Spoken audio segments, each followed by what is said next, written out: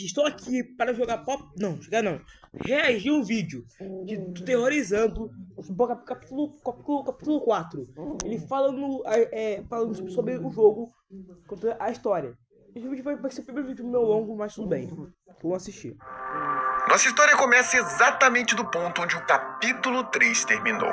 Pop e o protagonista estão descendo no elevador rumo ao misterioso subterrâneo da Playtime. Apesar de enfim estarem avançando nos seus objetivos, a preocupação era clara nos olhos de Pop e tinha como culpá-la. Momentos antes, Kissy tinha sido atacada de repente por alguém ou por algo, e o que quer que fosse, obviamente fazia oposição a Pop. Era um inimigo, um alguém que era contra consertar de uma vez por todas os erros daquela fábrica. E Kissy era uma aliada fiel. Pop não podia simplesmente deixá-la para trás, ela tinha que voltar pela sua amiga, tinha que ter certeza de que ela estava bem. Então, Pop se dirige para o protagonista, afirmando que era hora dele ir em frente e não esperar por ela. Ela não pretendia se demorar, mas não tinham tanto tempo para desperdiçar daquela forma. Precisavam acabar com toda aquela loucura da Playtime o quanto antes. E Pop ainda alertou para que o...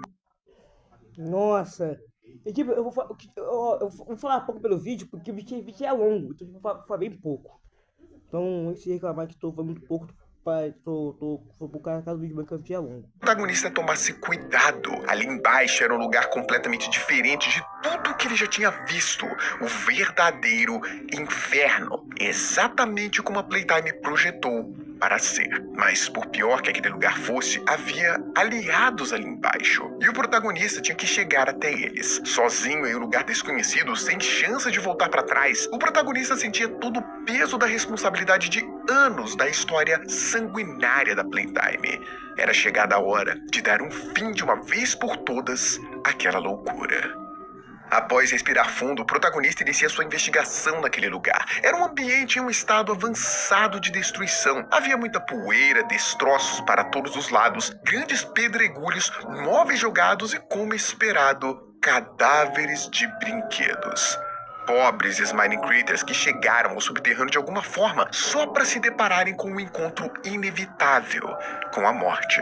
O cenário apocalíptico era ainda mais completo, com mensagens nas paredes escritas com sangue, letras tremidas e perturbadoras que diziam coisas como sempre se lembre, ou o reino cruel deles, ou até mesmo onde o demônio nunca dorme. Um presságio terrível, mas era o sinal de que estava no lugar certo. Cara, que pesado, mano. Que isso? O caminho para a tal prisão que Pop mencionou. Logo mais adiante, o protagonista encontra uma câmara com pilhas e mais pilhas de incontáveis cadáveres de brinquedos. Uma quantidade absurda de experimentos mortos. Será que aquela era uma zona de descarte para experimentos? Seja o que fosse, o cheiro beirava o insuportável, cheirava a morte. Isso era a melhor forma de descrever aquilo. Apesar da morte dominar aquela câmara, o protagonista sabia que não estava sozinho. Eventuais movimentos em meio aos cadáveres o alarmava. Havia algo vivo, algo à espreita. Foi então que ele se aproximou da entrada do lugar. Sua presença ali aparentemente ativou algum tipo de mecanismo, pois os holofotes ligaram na mesma hora e os pesados portões se fecharam. E como se não bastasse, ele recebeu a confirmação de que não estava só.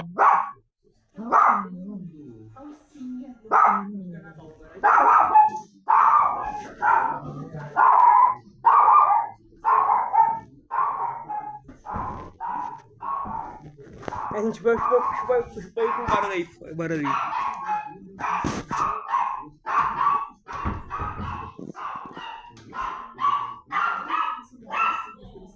Vamos ver que barulho aqui. Vem ver o barulho. Vários mini-hugs emergiram das pilhas de mortos, saltando e atacando o protagonista de imediato, com uma fome voraz por carne humana. Felizmente, àquela altura, lidar com mini-hugs não era exatamente um desafio, e mantê-los distantes não era tão complicado assim. Seu caminho podia estar bloqueado, mas se tinha algo que aprendeu naquela fábrica é que sempre há um caminho alternativo. Basta procurar. Após escalar a exata pilha de cadáveres de onde saiu aquele grupo de mini-monstros, o protagonista encontra uma pequena passagem pela parede. Não era o local ideal, mas era um buraco grande o suficiente para que conseguisse entrar na construção, seu ingresso de entrada. Durante um caminho tortuoso, o protagonista recebe uma ligação. Era Ollie. Ele tinha que admitir que ouvir a voz conhecida de seu velho aliado era um alívio em meio àquele cenário tão desolador e tão fúnebre. Ollie diz que queria falar com ele o quanto antes e confirma que tudo o que Pop disse sobre aquele lugar era de fato verdade. Era realmente o inferno. Na verdade, era pior que o inferno, já que Pop não viu o que ele viu. No fim, Ollie desejava que o protagonista fique a salvo e promete tentar ajudar sempre que pudesse. E aquilo... O BTG como parceiro, como ele trata os clientes, porque é um exemplo, né? Na fábrica, o Deve protagonista ter não estava mais pagando, só, né? tinha aliados e aquilo de alguma forma o dava forças para continuar.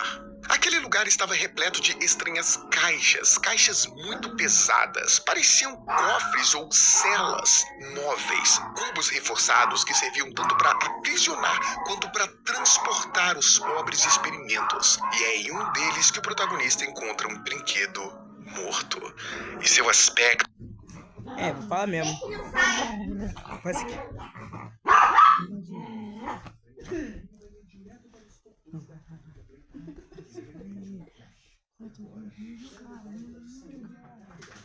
Cara, acho que é pesadona, mano. Acho que é pesadona no jogo mesmo. Era triste. Um pequeno ser com ossos humanos à mostra, parcialmente coberto com uma pelagem rosa. Uma cena que dava um aperto em seu coração. O cadáver segurava uma chave como se fosse a coisa mais preciosa do mundo, suas últimas esperanças. O protagonista, sentindo um aperto no peito, pega a chave e com ela consegue seguir adiante, agradecendo silenciosamente pelo pequeno brinquedo rosa. Seu esforço não foi em vão. Naquele momento, o protagonista se recorda de alguns papéis em seu bolso. Velhas páginas rasgadas, datadas Tô em bem, 1995, que ele acabou coletando perto das pilhas de cadáveres. Pela escrita simples, era claramente o diário de uma criança, uma órfã chamada Riley, estimulada por pesquisadores da Playtime a manter esse diário como uma forma de expressar o que sentia. Nas anotações, Riley dizia que tinha sido enfim escolhida por um tal de Dr. White, mas ao invés de sair da fábrica e ser adotada, ela foi levada para as profundezas, para aquele maldito lugar. Ela se lembra claramente da sua pele se abrindo, de um médico mexendo dentro do seu corpo, tirando partes da Riley. Ela tinha sido transformada em brinquedo, presa em uma prisão com milhares de outros experimentos sem nunca ter feito nada de errado. Pobre Riley. Tudo o que ela queria era ajudar pessoas, criar ela mesma um orfanato no futuro, como Elliot Ludwig fez, e por isso ela planejou fugir daquele lugar. E por isso ela pegou as chaves do condutor do trem e iniciou sua fuga. Mas aquele cadáver com a chave era Riley. Então sua fuga não deu certo. O protagonista sentiu uma angústia, uma revolta com a situação daquela garota. E um pouco mais adiante, ele também encontrou um registro em uma fita VHS da conversa de dois guardas. Eles falavam sobre aquele lugar, sobre a segurança alta, mas também falavam sobre os choros dos brinquedos e como aquilo mexia aos poucos com a cabeça deles. De um lado, brinquedos choravam desesperadamente por seus pais, pelos pesquisadores ou quem quer que fosse. Do outro, no norte, brinquedos doentes e quebrados agiam como animais furiosos em jaulas. Aquilo era o que esperava o protagonista naquela prisão. Ele observava mais uma vez aquelas caixas de contenção, imaginando quantas inocentes... É, mano. Imagina, mano. Muito corpo que o jogo tem. O jogo tem muita coisa. O jogo é muito bom, cara. Cara, se eu vou mobile, eu vou gravar no canal aqui também. Eles tinham aprisionado, e isso dava a entender que as partes diferentes da prisão também lidavam com experimentos diferentes. Talvez alguns rejeitados, outros mais rebeldes, outros doentes. Que tipo de inferno era aquele? Foi então que ele teve uma ideia. O protagonista entra em uma dessas caixas, ativando o sistema de transporte, tudo para ser levado para o interior da prisão. E foi naquele momento que ele notou um olho surgindo na tela de um monitor dentro da caixa de contenção. O olho observava e então começou a falar.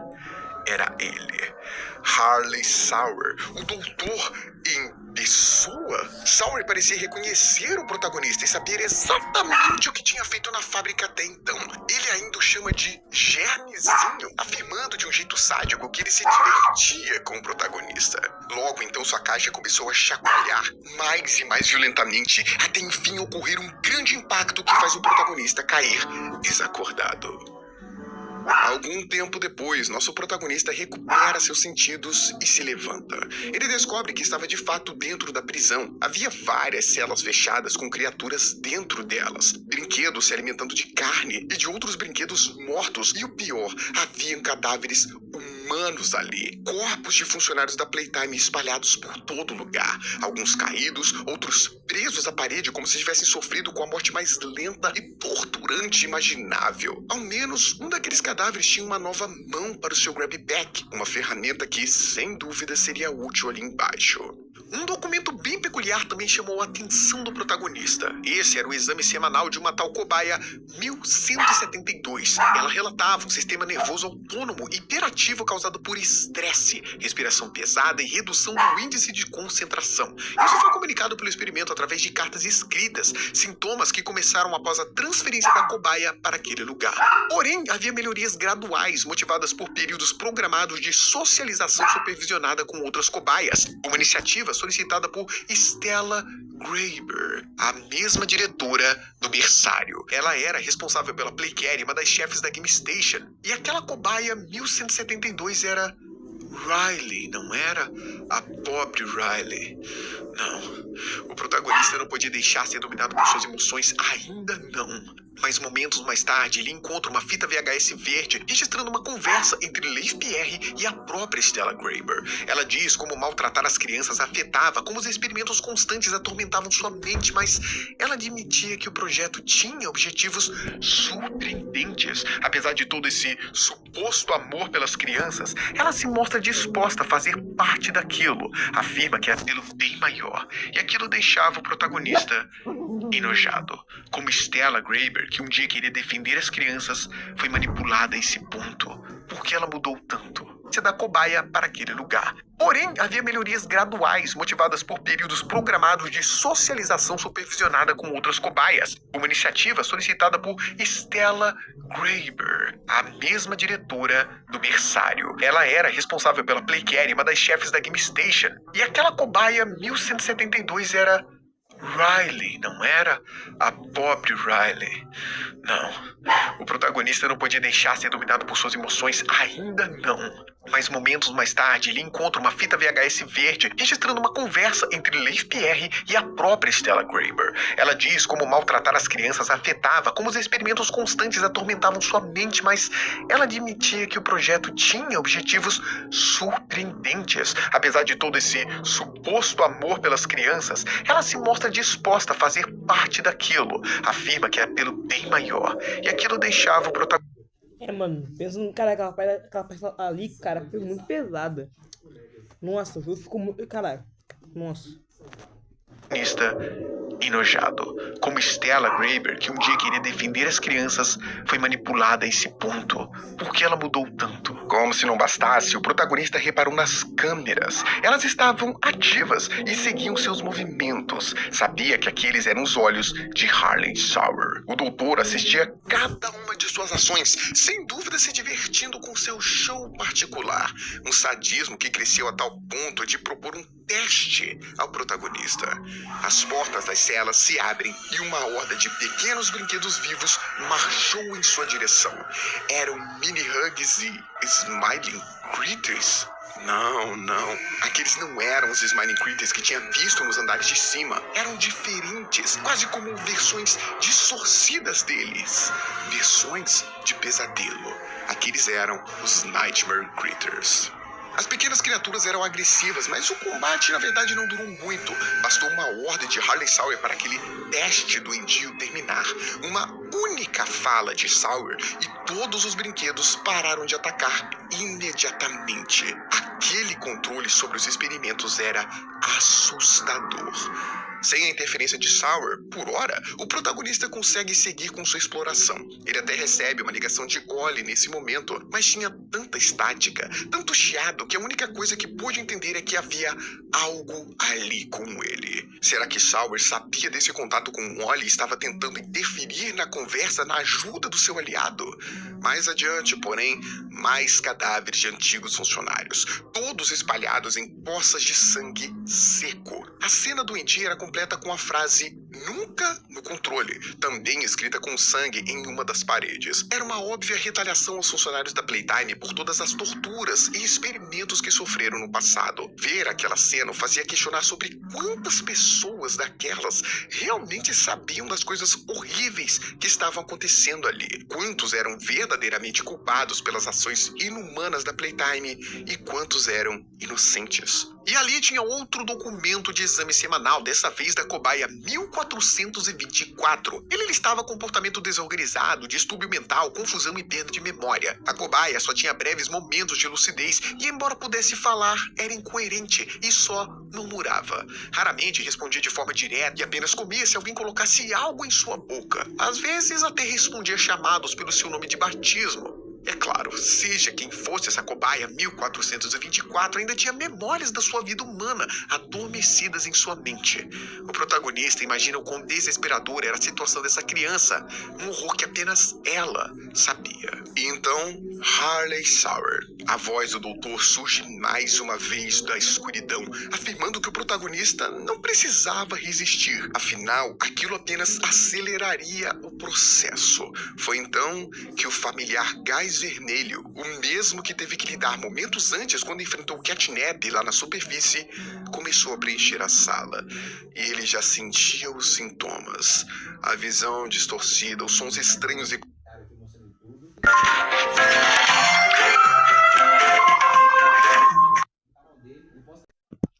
Voltei aqui, propaganda, né? Mente precisava lutar contra os efeitos, precisava se apressar, mas tinha perdido sua máscara de gás lá em cima. Mas felizmente, ele não precisou dela. O protagonista conseguiu resistir e chega até um computador ativando o sistema de evacuação do gás. Por que será que aquele gás era tão importante e o que estava fazendo ali embaixo? Será que servia para controlar os experimentos? Bom, não importa o quão genial aquele doutor era, o protagonista não se entregaria tão facilmente assim. Porém, quase como uma ironia do destino, a voz sádica de Harley Sauer ecoava pelos cantos de novo. Ele comenta que chegou a pensar que nunca mais veria alguém como jogador de novo, que nunca mais veria um humano. Ele sabia que o protagonista tinha algo diferente, embora não soubesse dizer exatamente o que era. Curiosamente, o protagonista já tinha ouvido algo parecido da própria Poppy, dizendo que ele era perfeito. Perfeito demais para se perder. E por isso Harley Sauer disse que mais um teste era necessário. Era hora de chamar Yarnaby. Respondendo ao chamado de seu mestre, uma grande criatura emerge de uma porta. Um experimento semelhante a um grande leão, feito de lã, com juba colorida e um rosto até amigável. Se não fosse a estranha cabeça do experimento, que se abre ao meio na vertical e revela um par de mandíbulas aterrorizantes. Assim que o tal Yarnaby surge, o monstro se arremessa na direção do protagonista em uma fúria descontrolada, colidindo com tudo contra o vidro temperado que o separava. Harley Sauer ainda pede, com sua educação sádica, para tornar as coisas interessantes para ele. Olhar para aquele monstro fez o protagonista se lembrar de um dos vários perfis de prisioneiro que esbarrou durante sua investigação no lugar. Yarnaby, o experimento 1166. O documento foi escrito pelo próprio Harley Sauer, que descrevia a criatura como uma falha com baixa capacidade de raciocínio e de resolução de problemas, incapaz de falar e com alto nível de introspecção.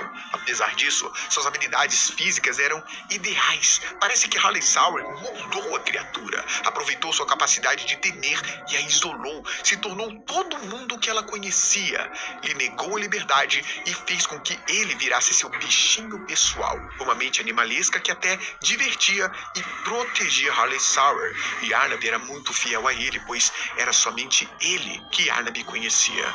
E agora, tudo fazia sentido. Naquele momento se tem início um jogo doentio de fuga. E Arnaby caçava o protagonista da mesma forma que um predador busca por sua presa. Um caçador incansável que seria capaz de matá-lo com um único ataque.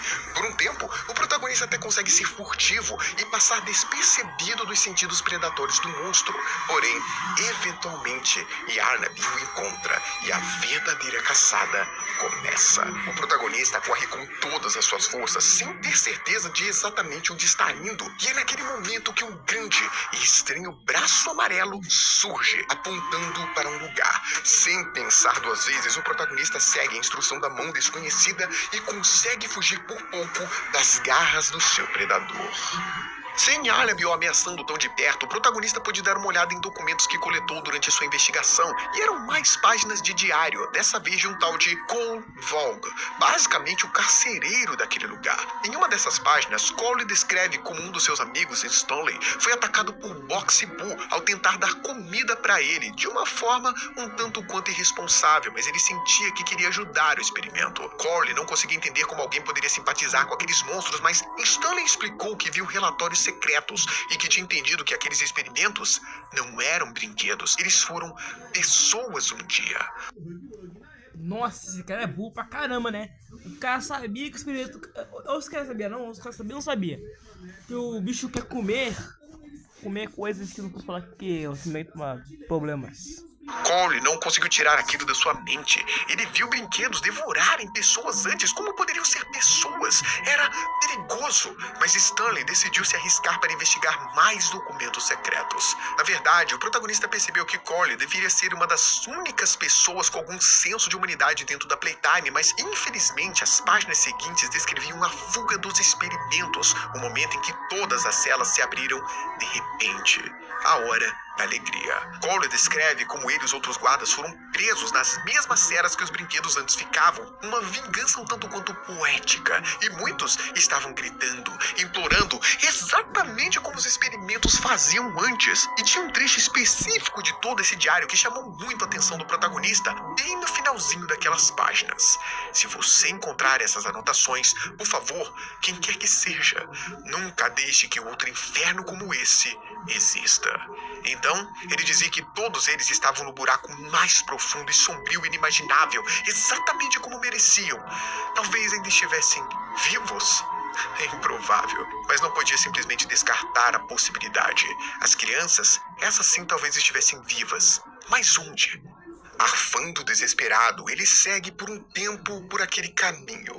E então nosso protagonista se depara com mais um experimento que ele jamais tinha visto antes. Dessa vez, se tratava de um grande dinossauro verde, com espinhos coloridos e dentes que pareciam teclas de piano. Ele se lembra de ter visto o cardboard daquele personagem antes, era o tal do Pianosaurus, não era? O nome era bem objetivo com a aparência daquele monstro, mas seja como fosse, a criatura estava agitada e imediatamente se lançou contra o protagonista. Uma ação tão rápida e inesperada que ele sequer teve tempo de agir. Felizmente, Pianosaurus foi parado pouco antes de conseguir devorar o protagonista. Grandes mãos compridas e coloridas surgiram, agarraram o experimento e o ergueu. A força dessas mãos era gigantesca, capaz não só de levantar aquele dinossauro, como também de batê-lo violentamente contra as paredes, o teto e o chão. Foi uma cena alarmante. A força daquele ataque foi tão estrondosa que espalhou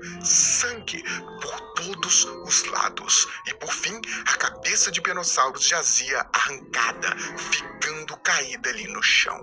Olhar a cabeça decapitada daquele experimento fez o protagonista enfim organizar sua mente e se lembrar de mais um perfil de prisioneiro. Aquele ali era o experimento 1163, descrito como um ser sem qualidades humanas e completamente inútil. Uma criatura raivosa que reage a qualquer movimento e come tudo que cabe em sua boca. Harley Sauer até diz que ele era incapaz de tocar melodias afinadas com seu piano, e pelo que parecia, Pianosaurus seria utilizado em testes para ver se sobreviveria. Porém, Sauer não esperava que o 1163 sobrevivesse. Ele achava que ele era descartável e, na verdade, nem queria mais experimentos como aquele. Os olhos do protagonista fitam a cabeça do Pianosaurus por um momento. E então surge um novo experimento que imediatamente se apresenta como Doe. Aquele era um... Nossa, mano, o 2 é muito bom, mano. Principalmente muito legal. A história dele é muito triste, mano. Nossa. Monstro diferente de tudo que já tinha visto antes. Era como se ele fosse um grande homem feito de massinha de modelar, com um sorriso amigável e um chapéu coco na cabeça. Dowie dizia que aquele lanche de penossauros valeu a pena, já que não comia há muito tempo. Que doentio! Dowie se alimentou de penossauros e ainda ri, dizendo que não precisava se preocupar, que não pretendia devorar o protagonista. Ele então comenta que estava esperando pela chegada dele. Seria então esse o aliado que a Poppy comentou pouco tempo antes? Bom, realmente era a primeira criatura ali que não tentou matá-lo desde que chegou na prisão. O protagonista então decide começar a seguir Dowie, que o guiava por um labirinto de salas, corredores e cavernas. No meio do caminho, Dowie the Dogman falava sobre aquele lugar, indicando, por exemplo, as salas de interrogatório, que era onde os pesquisadores da Playtime os questionava depois de estudados, ou pelo menos era o que faziam com aqueles que sabiam falar. Dowie até diz que sempre os respondia, mas nunca dava uma resposta que eles gostavam. Ali, o protagonista também se depara com uma nova fita amarela. Era um registro de alguns especialistas da Playtime contabilizando experimentos recapturados. Eles mencionam o nome de Lockhart, o investigador contratado pela Playtime, e sobre como ele deveria estar bisbilhotando as coisas por ali. Um dos especialistas ainda admite que acobertar a morte de 60 visitantes e de 12 especialistas de extração seria algo muito difícil de acobertar. Mais ou menos, parecia aliviado com os boatos da criação de algum lugar próprio para julgarem todos esses experimentos. O protagonista torce o nariz para aquilo. Durante essa caminhada, Dowie ajuda o protagonista a passar por lugares difíceis. Seus poderes, na verdade, eram muito impressionantes. Dowie era capaz de modificar a sua forma como bem entendesse, da mesma maneira que uma massinha de modelar. E com isso ele conseguia criar pontes e plataformas para o protagonista passar em segurança por cima de buracos. Ele ainda lida com alguns pequenos brinquedos agressivos que tentavam atrapalhar o avanço dos dois. Notoriamente, Dowie parecia estar ali há muito tempo e já sabia lidar com esses percalços. E então, eventualmente, Dowie pergunta sobre Poppy. De acordo com ele, Ollie disse que ela estava por perto e Dowie realmente parecia sentir falta dela. Ollie também disse a ele que podia confiar no protagonista e era por isso que ele estava ali ajudando ele. Parece que finalmente o protagonista encontrou os aliados de Ollie e Poppy, um pequeno núcleo rebelde que lutava contra o protótipo. Entretanto, eventualmente os dois se separam, já que graças ao corpo maleável de Dowie, ele era capaz de passar por lugares fisicamente impossíveis para outros seres. E foi então que, alguns passos adiante, uma mão repentinamente puxa o protagonista. Aquilo assustou, é claro, mas ele relaxou imediatamente ao notar que se tratava de Kissy-Missy e Poppy. Kissy-Missy estava viva, o que era um alívio, porém tinha algo errado. Ela estava em um péssimo estado. O lado direito do seu corpo estava todo queimado e um de seus braços estava quebrado, apoiado em uma tala. Sua vontade de imediato era perguntar o que aconteceu, é claro, mas Poppy diz para ele fazer silêncio, pois ao fundo uma terrível silhueta passava. Algo grande, com várias pernas que caminhava lentamente como uma aranha. Seja lá o que fosse aquela aberração, deixou Poppy com medo, porém acabou passando direto e não notou que eles estavam ali. Poppy então diz que eles estavam muito perto do Porto Seguro e que tinham que seguir adiante. Pouco tempo depois, então, Poppy, Kissy-Missy e o protagonista chegaram ao tal Porto Seguro. A instalação em si era muito impressionante, já que parecia ser um local reforçado e facilmente defensável por dentro, com portas blindadas e várias saídas de emergência. Provavelmente uma fortificação criada originalmente para o uso dos próprios guardas ou membros executivos da prisão, no caso de uma emergência. O lugar parece ter sido convertido em um tipo de refúgio para brinquedos não violentos, com camas e tendas improvisadas, e vários experimentos pacíficos estavam se abrigando ali, todos famintos. Havia, inclusive, uma espécie de santuário, com velas, flores e fotos de crianças humanas. Uma possível homenagem àquelas que já se foram. De acordo com uma fita vermelha, Hop Hopscotch fez parte daquele grupo em algum momento do passado. Era um registro dela chegando desesperada com outro brinquedo ferido após tentarem trazer mantimentos. Tinham sido atacados por alguém ou alguma coisa. O protagonista pensou em questionar sobre o paradeiro de Hop Hopscotch, afinal ainda se lembrava do pobre Dog Day, mas tinha receio de acordar sentimentos dolorosos. E não era hora para isso. Olhando aquela estrutura e tudo o que viu da prisão até agora, ele também se questionava o que se passou pela cabeça dos construtores durante a construção de todo aquele subterrâneo embaixo da Playtime. Ele até encontrou uma fita amarela sobre isso, um registro da conversa entre o Warren Barr, responsável pela construção, e Ed Ritterman, seu contratante e engenheiro da Playtime. Warren Barr obviamente estranhava um projeto como aquele em uma fábrica de brinquedos e até questionava o Ritterman, que logo se aborrece e o lembra do contrato. Independentemente das opiniões de Warren Barr, que já parecia estar achando estranho uma prisão em uma fábrica de brinquedos, ele sabia que o trabalho tinha que continuar. Mas logo o protagonista desperta de seus devaneios e foca na conversa do presente. Dewey dá boas-vindas ao trio e imediatamente se preocupando com o estado do corpo de Kissy Missy e a levando para receber os cuidados necessários. Pop também avisa que ele, o protótipo, está lá fora e isso deixa Dewey completamente alarmado. Pop então diz para o protagonista que os órfãos da Playtime realmente não foram mortos durante a Hora da Alegria, mas sim levados para algum lugar nas profundezas do subsolo, mais especificamente para os Ó, que me estou destruída, mano. Olha que me estou destruída, mano. Nossa. laboratórios. Porém, Pop tinha um plano. Como a fumaça vermelha redirecionada ao berçário era um catalisador, era preciso apenas alta pressão e uma fagulha para entrar em combustão. Então eles podiam utilizar isso junto com explosivos para finalmente detonar toda a fundação e acabar de vez com os planos do protótipo. Assim, enquanto o protagonista, ela e Kissy Missy se ocupavam em libertar os órfãos, seus outros aliados explodiam o lugar até o espaço. Era o plano perfeito, usando as armas da fábrica contra o protótipo. Então Dewey fala com o protagonista, comentando que soube de todos os feitos dele nos andares de cima da fábrica, e se tudo aquilo for verdade, eles definitivamente precisarão da ajuda dele. Dewey ainda confirma que aquela voz lá fora é de fato de Harley Sauer, o doutor, aquele encarregado de criar os experimentos. E isso talvez explicasse o porquê dos experimentos obedeciam seus comandos. O próprio Dewey não tem ideia de como ele ainda está vivo, mas sabe que ele e o protótipo trabalham juntos, sempre os caçando, os adoecendo e os deixando morrer de fome. Dewey presume que Harley Sauer controla todo aquele lugar com uma Omni-Hand, uma ferramenta para o Grab Pack que os executivos antigamente utilizavam, uma espécie de controle mestre para a fábrica inteira. Dewey precisa que o protagonista coloque as mãos naquele Omni-Hand. Com ela, eles não só terão acesso ao gerador do Porto Seguro, que ajudaria na defesa e em sobreviverem naquele lugar, como também ajudaria o próprio protagonista a desviar a fumaça vermelha para a fundação, o alvo do plano de Pop. Essa Omni-Hand era familiar para o protagonista. Havia uma fita amarela no escritório do diretor que se passava na Hora da Alegria. Era um registro estranho de uma conversa entre Harley Sauer e o diretor da prisão. Curiosamente, Sauer estava calmo, dizendo que achava fascinante que 1006 tenha realmente conseguido causar uma rebelião tão grande que ele devia ter recebido a ajuda de simpatizantes dele.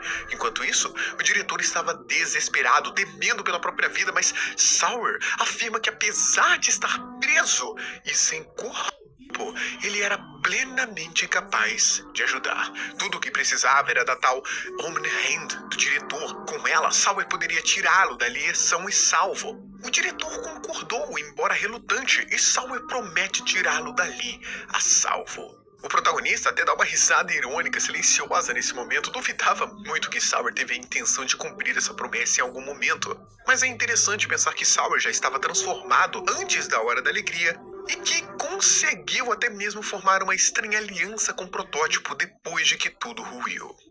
O objetivo do protagonista, então, agora era claro: encontrar e derrotar o Doutor. Pouco antes de sair das proximidades do Porto Seguro, o protagonista ouve, sem querer, através dos dutos de ventilação, uma conversa entre Pop e Dewey.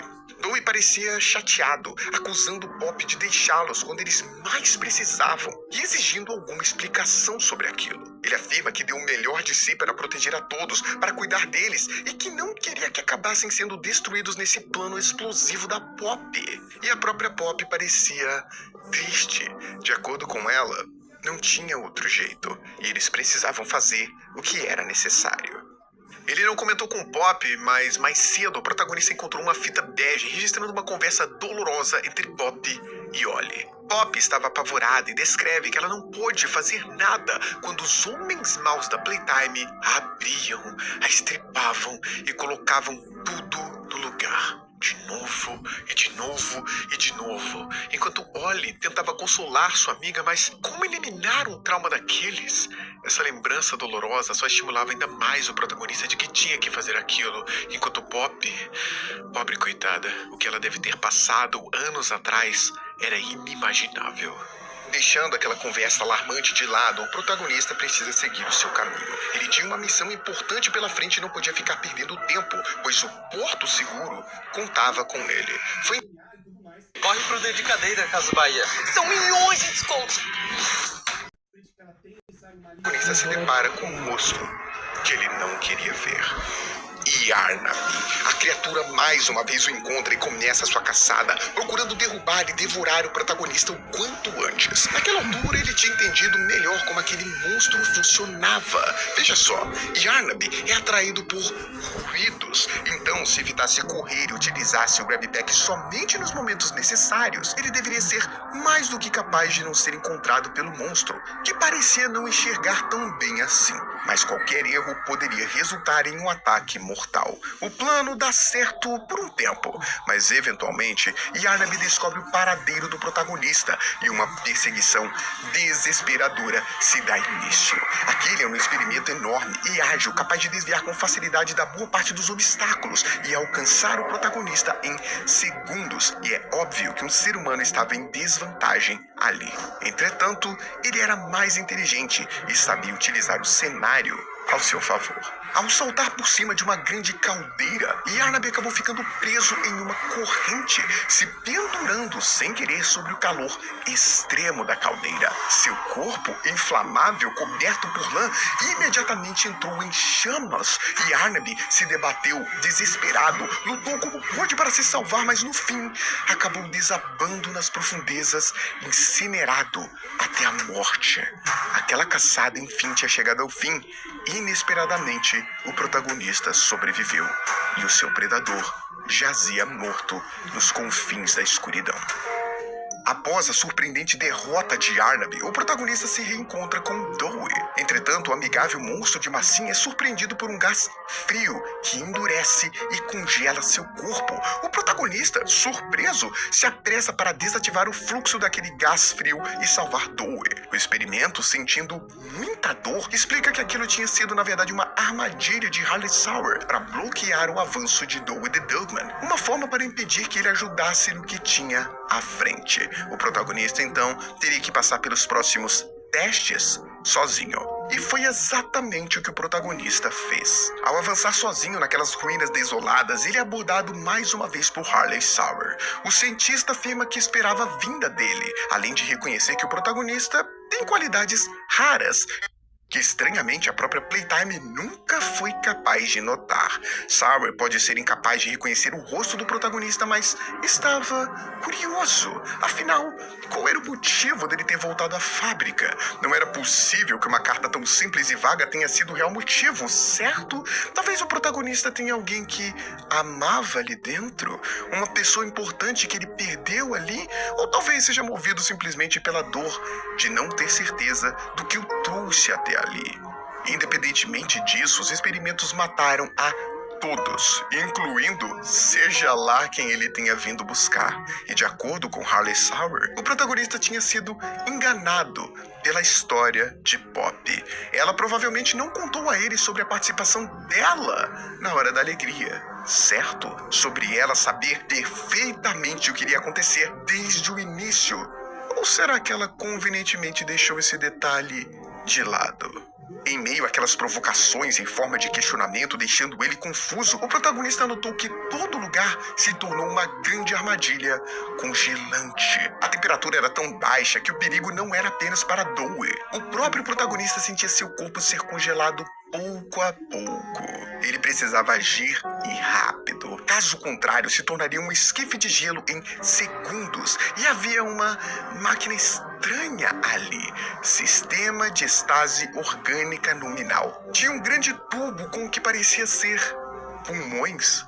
Pulmões humanos pulsantes ali dentro? Que tipo de máquina bizarra era aquela? Aquilo era um pedaço de Harley Sauer.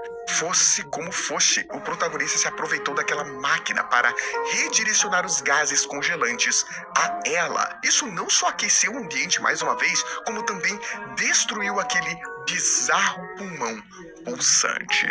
E agora, equipado com uma máscara de gás obtida do cadáver de um funcionário, o protagonista consegue seguir adiante, avançando por corredores repletos de gás vermelho. E Harley Sauer continua mexendo com a cabeça do protagonista. Ele questionava, querendo saber o motivo de se submeter aos caprichos de Pop e seus aliados. A Playtime feriu os brinquedos, e os experimentos os feriram de volta. Ele questionava a lealdade de Pop, querendo saber se o protagonista realmente a considerava assim tão confiável. Foi então que Sauer decide interferir mais uma vez. De acordo com ele, Yarnaby não era o único bichinho que obedecia, e ele nem parecia se importar com a morte de seu experimento criado. As portas ao redor do protagonista de repente se fecham, o prendendo em uma espécie de pequeno labirinto de celas, com vários Nightmare Critters agressivos ali dentro. E fora das celas, ele vê Baba Chops, o grande Nightmare Critter Ovelha Negra. O protagonista fez uso da tecnologia do lugar, ativando o fluxo de energia para liberar sua passagem e garantir que Baba Chops não o atacasse. Sauer parecia se deliciar com o combate, dizendo de forma sarcástica para ele garantir que Baba Chops não o devorasse por inteiro, já que Sauer esperava poder utilizar o restante de seu corpo. O que ele quis dizer com isso?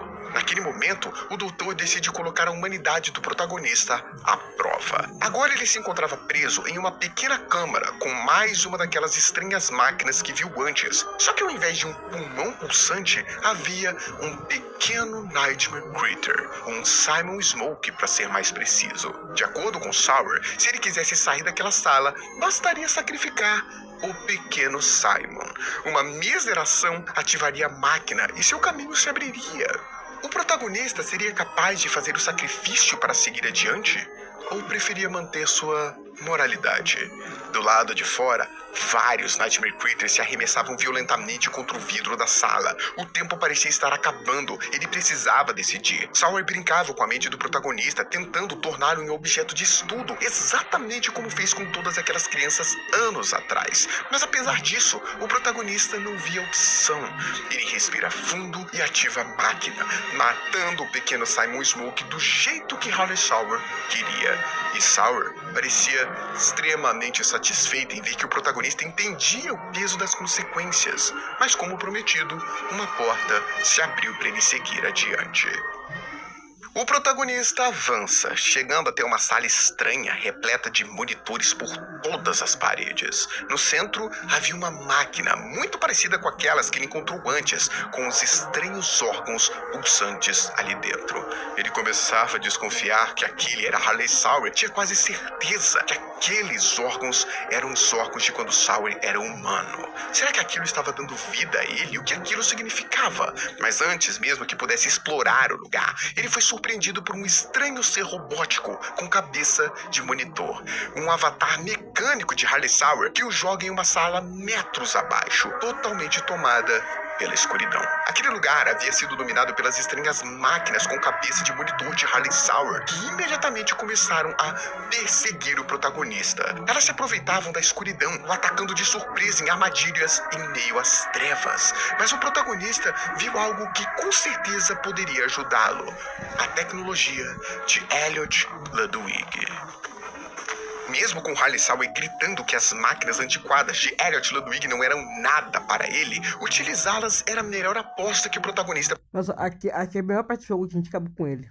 poderia fazer no momento. E foi graças àquela tecnologia que o protagonista conseguiu abrir caminho e retornar àquela primeira sala que viu, aquela cheia de monitores e com a grande máquina de Harley Sauer no centro.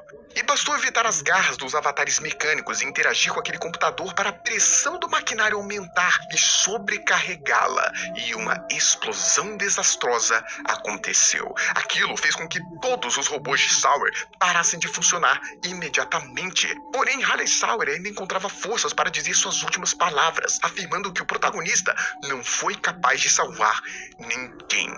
Olhar os fantoches imóveis de Harley Sauer fez o protagonista refletir sobre a fita preta que encontrou tempos antes. Nela, Leif PR conversa com Harley Sauer momentos após removerem sua mente de seu corpo e o aprisionarem naquilo. Foi Leif PR quem tinha dado aquela ordem, uma forma de puni-lo pelos erros e pela personalidade perigosa, mas mantendo seus conhecimentos úteis, acessíveis para Playtime. O trabalho de Sauer agora era dar respostas a eles sempre que precisassem. Um livro aberto, facilmente acessível com alguns botões, enquanto seus órgãos estavam espalhados pela fábrica, lhe alimentando, lhe dando vida, mas a sua mente ainda estava dentro de um computador. Sauer estava furioso, jurando que Leif PR iria morrer por aquilo. E nesse áudio também tinha o próprio Dr. White, que de acordo com o documento chamado Declaração de Missão do Laboratório Secundário, deveria ser o substituto do cargo de Harley Sauer, responsável por fazer algo útil dos experimentos que não cooperassem e distrair os conhecimentos de Sauer que se desejasse. Era sabido pelo protagonista que Dr. White antes selecionava as crianças para se tornarem experimentos, e um documento encontrado há muito tempo atrás dizia que Dr. White estava supostamente morto. De acordo com uma fita cinza que encontrou, Sauer apenas não tinha sido despedaçado ainda devido a um acordo com o próprio protótipo. Ele estava tentando produzir resultados em uma pesquisa estranha que também interessava o 1006, um objetivo em comum. Talvez sobre o tal segredo contido dentro do protótipo, as reais propriedades da papoula? Possível, embora não pudesse ter certeza. Vendo daquele jeito, fazia o protagonista entender aquela carta de remoção do programa Jovens Gênios que encontrou mais cedo. Uma carta para Sauer, ainda criança, redigida pelo seu próprio mestre, Elliot Ludwig. Um aviso de que ele estava sendo removido do programa. Ludwig deve ter visto o perigo na mente doentia de Sauer e tentou salvar seu legado e a ciência das mãos corrompidas dele, até mesmo admitindo que ele já passou por aquilo, mas conseguiu superar. Embora, bom, no caso de Sauer, não adiantou muita coisa. No fim, mesmo uma mente genial e perigosa como a de Harley Sauer tinha sido apenas mais uma ferramenta nas mãos da Playtime. Não que sentisse pena dele. Sauer foi uma pessoa horrível, mas ainda assim não podia deixar de ficar reflexivo sobre isso. Independentemente disso, Harley Sauer enfim havia sido derrotado, não só pelo protagonista, mas pelo seu antigo mestre, Elliot Ludwig. E assim, o protagonista consegue adquirir finalmente a Omni Hand. Estava um passo mais próximo de dar fim à história sanguinária da Playtime.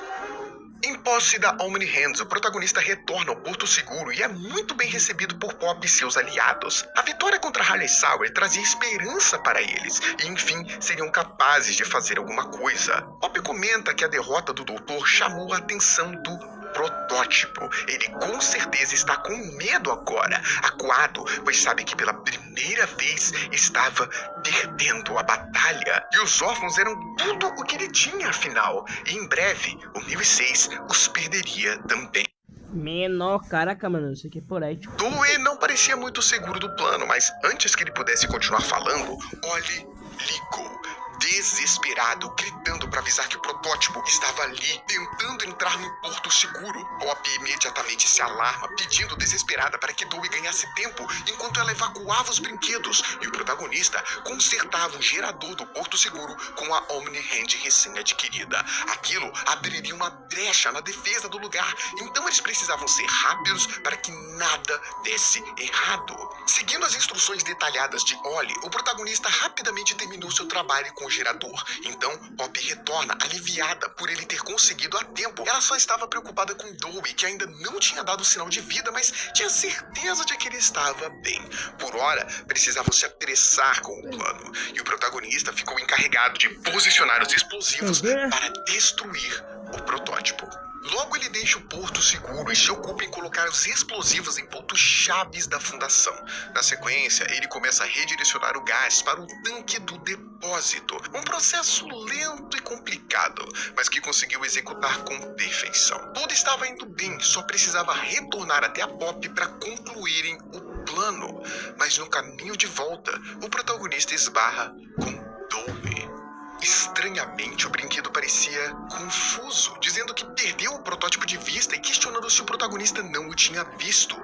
E naquele momento, uma explosão. Mas aquela não era a explosão esperada, não era a fundação sendo destruída conforme o plano de Pop. Aquela explosão vinha da direção do Porto Seguro. Sem pensar duas vezes, Dewey e o protagonista se apressam até o abrigo para descobrirem o que aconteceu. Ele sentia seu coração martelar o seu peito em protesto por aquela corrida inesperada. Ele sentia que tinha deixado seus órgãos para trás, mas aquilo era horrível. Quando chegaram, o lugar estava completamente destruído. Destroços e chamas para todos os lados. Os corpos dos pequenos brinquedos inofensivos espalhados por todo o lugar. O protótipo tinha usado os explosivos deles para destruir o Porto Seguro, mas como? E Dewey estava à beira de um colapso. Ele se culpava por aquilo, dizia a si mesmo que falhou com todos eles. Tudo sempre machucava. Seus pais, os cientistas, tudo. Ele então grita com o protagonista, o acusando de ser a causa de todo aquele desastre. Mas na sequência, ele fica mais uma vez confuso e recua, negando o que ele mesmo disse. E o protagonista se pergunta por que ele estava citando seus pais. Ele não era um órfão naquele lugar? Seus pais o haviam entregado para Playtime? Talvez não soubessem o que iria acontecer? Dewey deixa a fúria tomar conta de seu corpo e berra aos prantos que vai matar o protagonista. Devido à sua fúria incontrolável, um golpe de Dewey acaba fazendo parte do teto desabar pesadamente em cima dele. Se fosse um humano ou talvez um brinquedo comum, aquilo com certeza significaria sua morte. Mas não com Dewey. Ele era muito diferente. Bastaram alguns poucos segundos para Dewey emergir dos escombros, maior e deformado.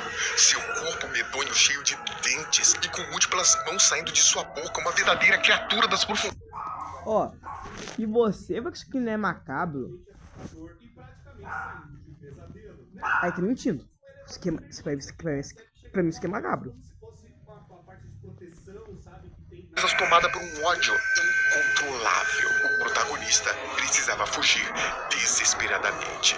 Mas fugir de Dewey era quase impossível. O tamanho e as habilidades do experimento eram diferentes de tudo que o protagonista tinha enfrentado até agora. Dewey o perseguia implacavelmente, berrando com toda a sua fúria que odiava o protagonista, que odiava a Pop. E então o protagonista entende. Fugir era impossível. Apesar de Dewey ter sido um aliado valoroso, ele precisava ser parado a qualquer custo. Ele era um perigo para todos. Então, ele lembrou. A chave era congelado. Aquele era o ponto fraco que ele mesmo tinha visto antes. Aquela era sua chance. O protagonista olhou ao redor e viu que poderia utilizar as ferramentas e os mecanismos daquela mesma sala onde estava. Seu plano era explodir os tubos de gás congelante para endurecer o seu corpo de massinha e então fazer uso das grandes máquinas de serra que tinham ali. Era terrível pensar nisso, mas tinha que ser feito. E o protagonista estava tão seguro que nem viu quando o plano deu certo. Com o corpo enrijecido pelo gelo, Dewey é de fato cerrado, se quebrando em vários pedaços e finalmente se dissolvendo, incapaz de manter sua forma física novamente. Provavelmente os seus órgãos espalhados pela massinha estavam todos destruídos agora. Uma penosa, mas merecida vitória. Ou pelo menos era o que o protagonista pensava. No momento em que o protagonista estava quase deixando aquela sala, Dewey ressurge, gritando desesperado que mataria todos aqueles que o machucaram. Ele estava claramente descontrolado, enlouquecido pela dor, pelo luto e pelas memórias, por toda a dor que ele passou no passado.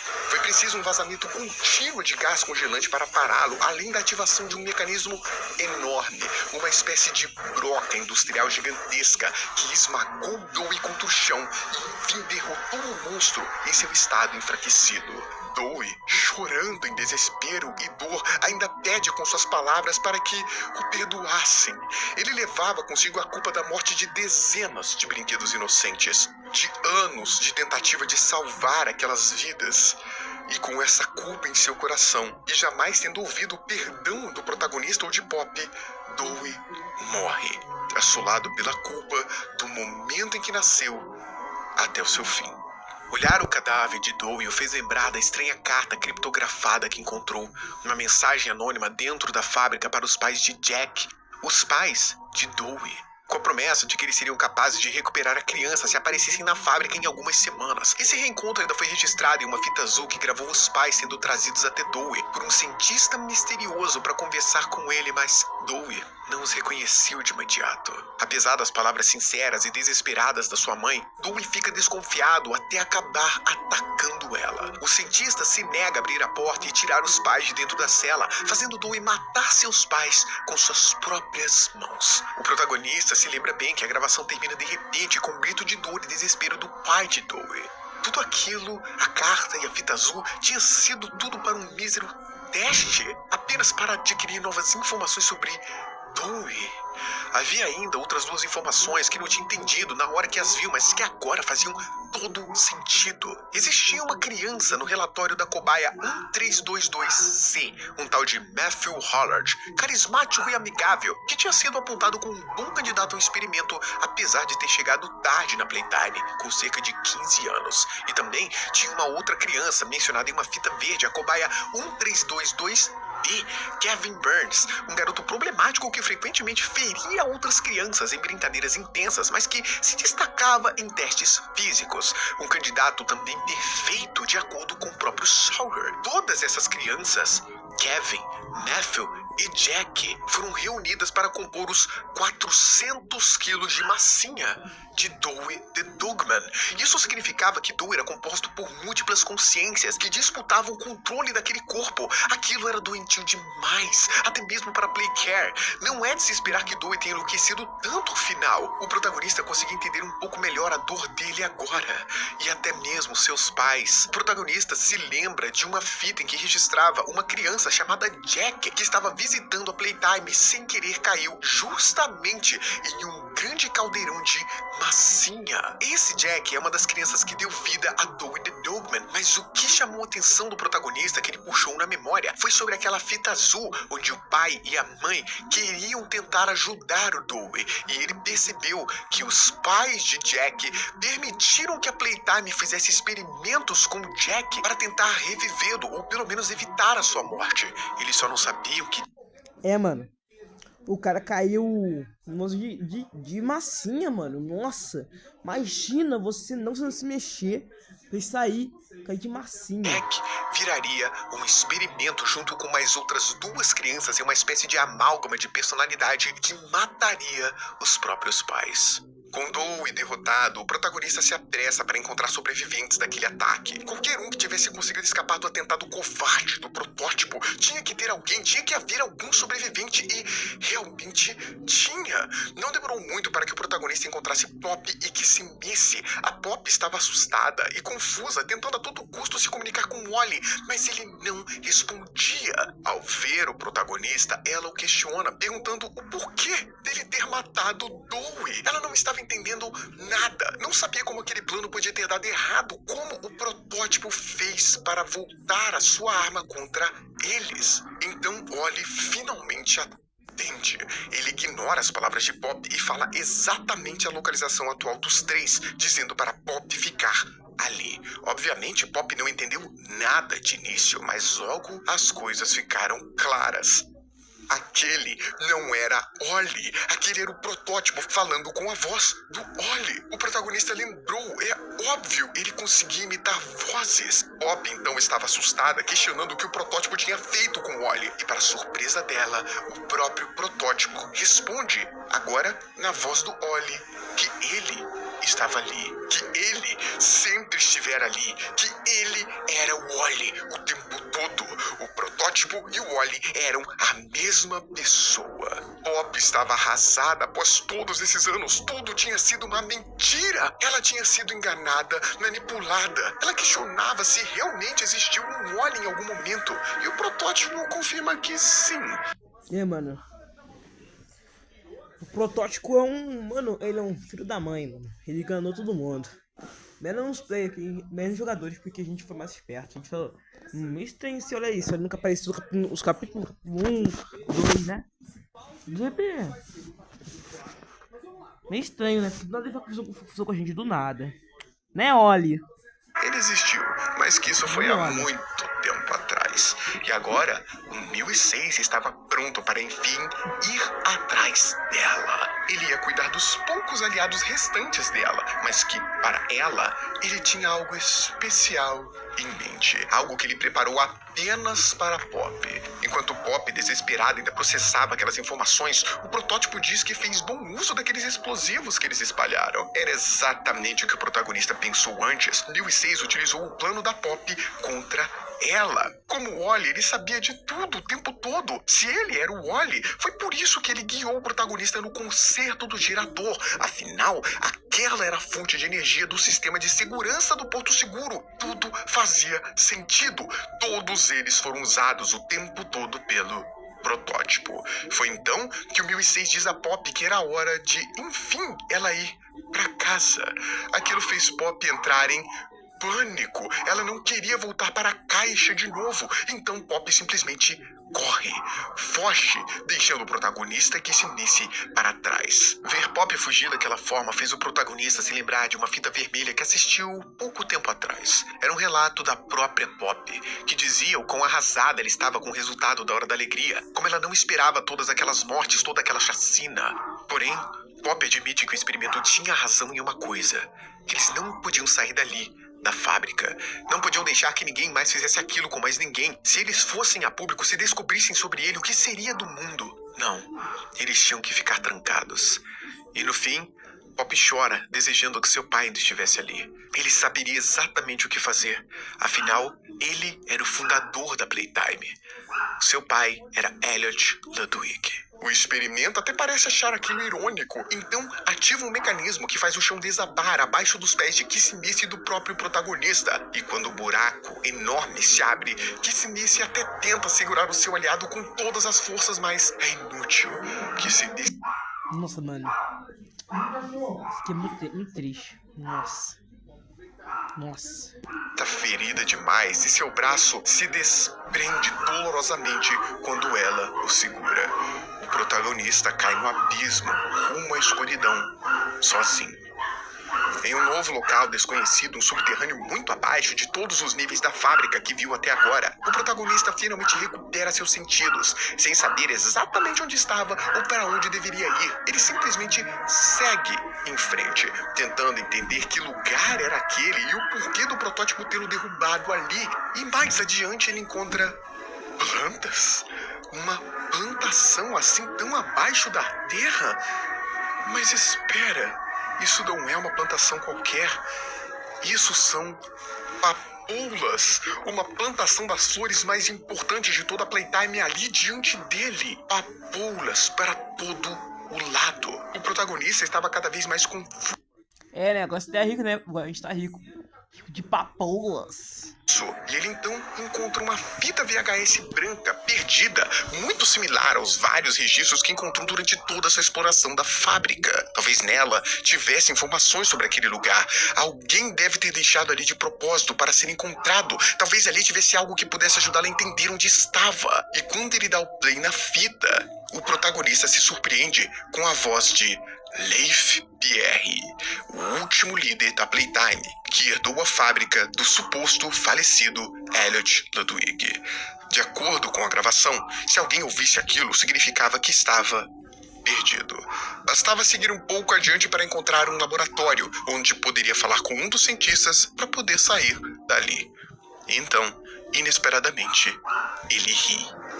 Leif Pierre afirma que ninguém devia estar ali. Afinal, aquele era o lugar de acesso mais limitado de toda a Playtime. E que quando alguém o encontrasse ali embaixo, isso significava a morte. No momento em que a fita foi colocada no aparelho, um alarme foi ativado. E se houver alguém da Playtime ali embaixo, ele saberá exatamente onde encontrar o invasor. O protagonista pensava que não haveria ninguém ali embaixo, afinal se passaram anos após a extinção da fábrica, mas se desespera quando olha pela pequena janela da porta.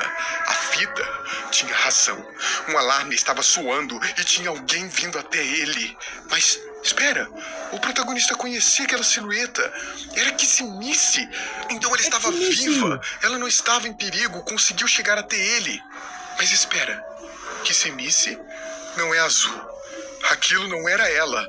Aquele era Huggy Wuggy. Tá, pega menor! Não! Abre aí, Huggy! Abre aí, Huggy! Não, tá bom, não, Huggy Wuggy. Isso aí, Huggy Wuggy, não!